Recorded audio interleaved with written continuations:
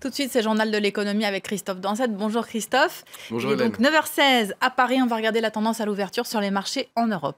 Eh bien, la tendance est au rouge en ce début de semaine. Le FTSE, le CAC 40 et le DAX, vous le voyez, perdent tous autour de 0,4, 0,1, 0,2%.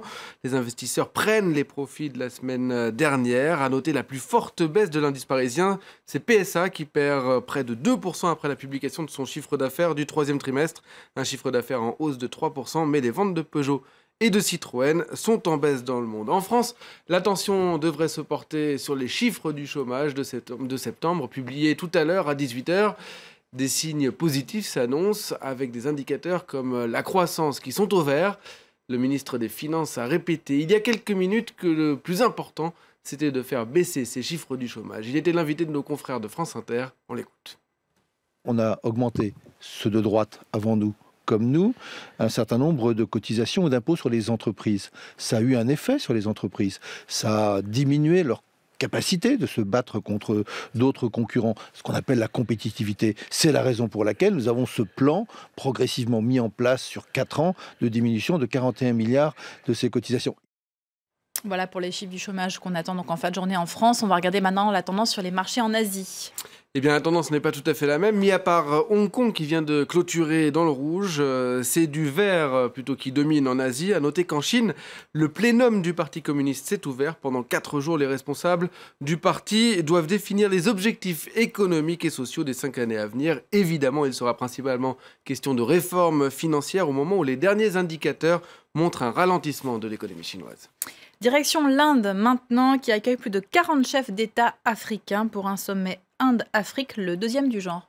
Le deuxième du genre, mais il y a 7 ans, le rendez-vous n'avait pas réuni autant de chefs d'État. C'est tout simplement le plus grand rassemblement de chefs d'État étrangers en Inde depuis plus de 30 ans.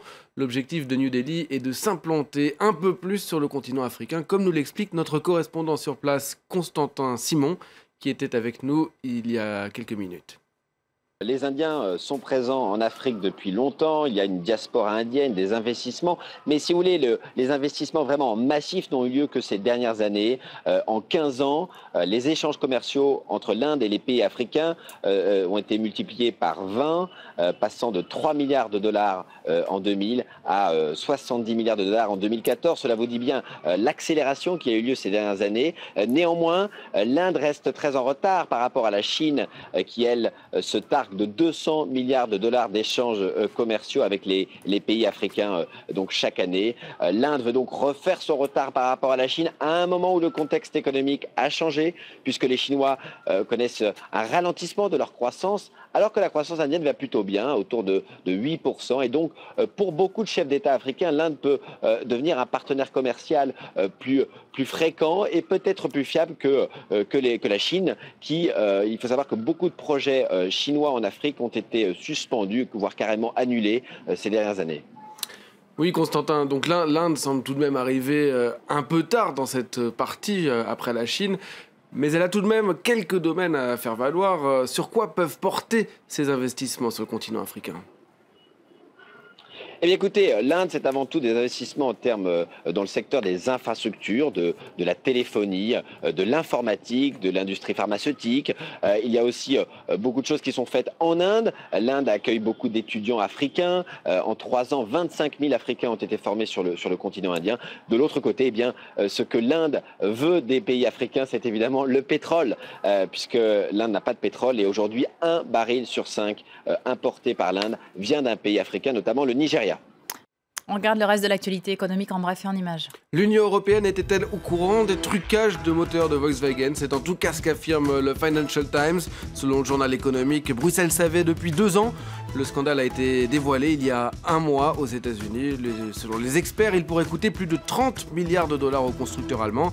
Et conséquence ou pas de cette crise, Toyota vient de repasser devant Volkswagen comme premier constructeur automobile au monde.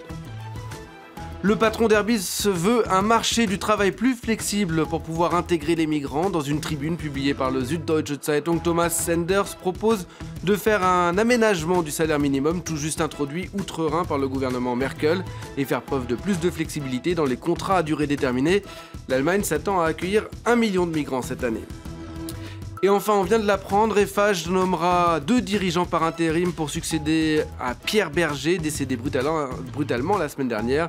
Le groupe français se donne jusqu'à fin février pour trouver un successeur définitif.